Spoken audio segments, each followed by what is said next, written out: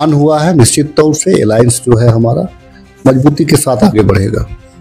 India alliance नहीं टूटेगा। Sharing है या फिर और कोई मामला है?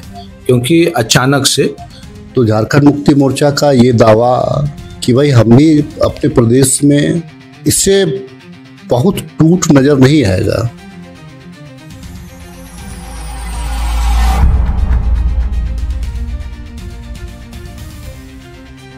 बिहार में चुनावी सरगर्मी शुरू हो चुकी है और इसी बीच इंडिया गठबंधन से हटकर झारखंड मुक्ति मोर्चा ने अपना उम्मीदवार घोषित किया है।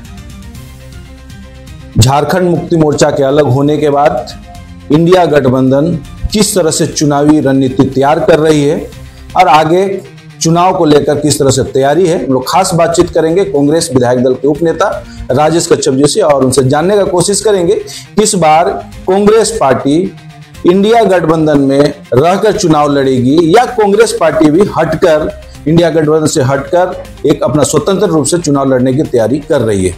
दादा, न्यूज़ 100 में आपका स्वागत है। जी दादा, जिस तरह से माहौल है बिहार में, झारखंड मुक्ति मोर्चा ने लगभग अपना स्टैंड क्लियर कर चुका है।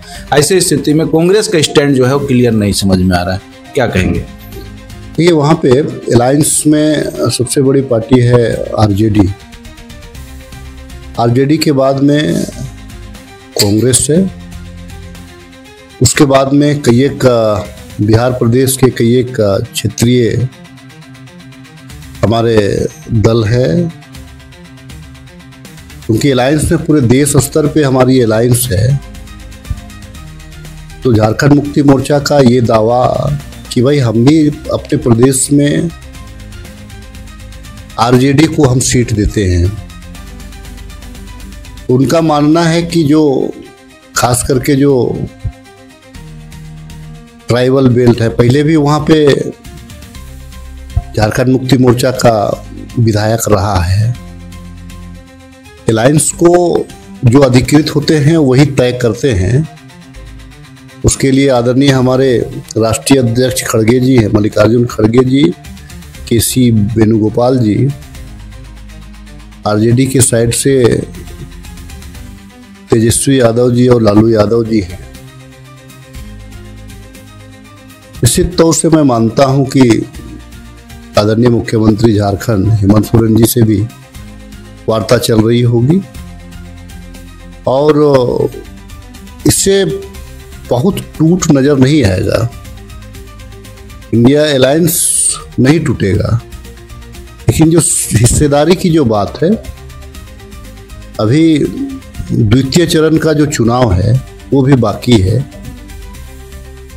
तो विश्वास है कि आने वाले दिनों में इन तमाम जो अटकलें हैं, तमाम जो चीज़ें हैं, उसका समापन होगा। और आपने कांग्रेस के बारे में कहा तो आपने देखा होगा कि पूरे बिहार में एक मशहूर, पूरे देश में एक नारा चल रहा है और जो बच्चे बच्चे आज इस बात को बोलना शुरू कर दिए हैं, वोट चोर गद्दी छोड़। तो वोट में जिस प्रकार से धांधली हुआ, चुनाव आयोग ने जिस प्रकार से एक तरफा देखने का काम किया, संवैधानिक मूल्यों को, संवैधानिक संस्थाओं का दुरुपयोग जिस प्रकार से देश की जनता ने महसूस किया, आज वोट चोर गद्दी छोड़ के नारे आप देखेंगे कि बीजेपी के सभा में भी लगनी शुरू हो गई है।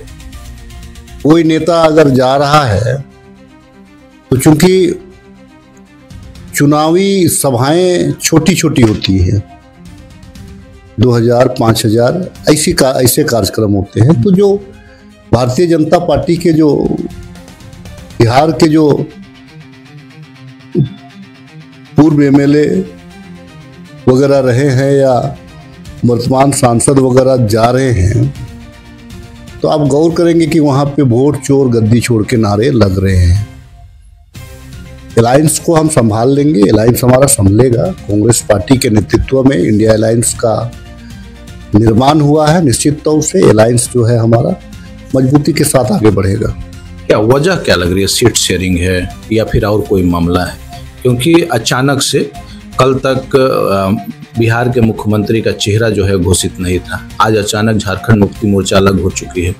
कांग्रेस का जो सीट है, जो प्रदेश अध्यक्ष का जो सीट माना जा रहा था, उसमें राजद ने अपना उम्मीदवार उतार दिया है। ऐसी स्थिति में किस तरह से इसको? देखिए, चुनाव में कुछ अफरा तफरी होता है, चुनाव में कुछ माहौल होते हैं, लेकिन जो आला कमान होता है एक एक सीट को देखता है और एक एक सीट में अपनी बातों को, जो अधिकृत लोग हैं उनके साथ में वार्ता होती है। जब उनसे नहीं सलटेगा तब जो सुप्रीमो होते हैं या जो हाई कमान होते हैं, कांग्रेस में आदरणीय खड़गे जी हैं, आदरणीय मैडम सोनिया गांधी जी हैं, आरजेडी में आदरणीय लालू यादव जी हैं, तो इस तरीके से फिर वहाँ पे वार्ता शुरू होगी, तेजस्वी जी से वार्ता शुरू होगी। तो ये प्रक्रिया चलता है। ये कुछ सीट, एक दो सीट में कुछ मसले हैं, उन मसलों का समाधान निकालने का प्रयास हो रहा है और निकल भी जाएगा।